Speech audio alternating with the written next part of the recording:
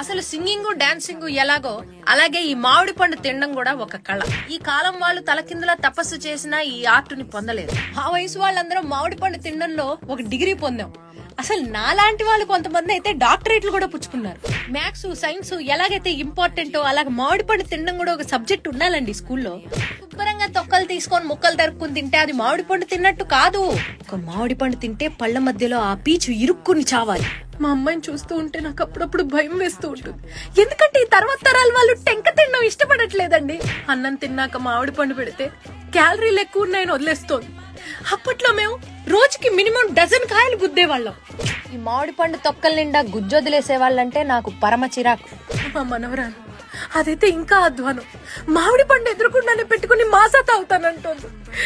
ఆ కష్టం పగవాడికి కూడా రాకూడదు. అసలు ఒక టెంక తింటే టెంకకే డౌట్ రావాలి, నేను టెంకనా నిర్మలమ్మ గారి తలకైనా అని.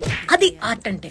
ఆర్టిస్ట్లకు బొత్తిగా గౌరవం లేకుండా పోయి అసలు 20 రూపాయలు పెట్టే మామిడి పండు కొంటే 120 రూపాయల గుజ్జు లాగాలి అందులో. ఒక రసానికి కన్నం పెట్టి తింటే ఆ పండుకు కూడా తెలియకూడదు రసం ఎలా మాయమైందో.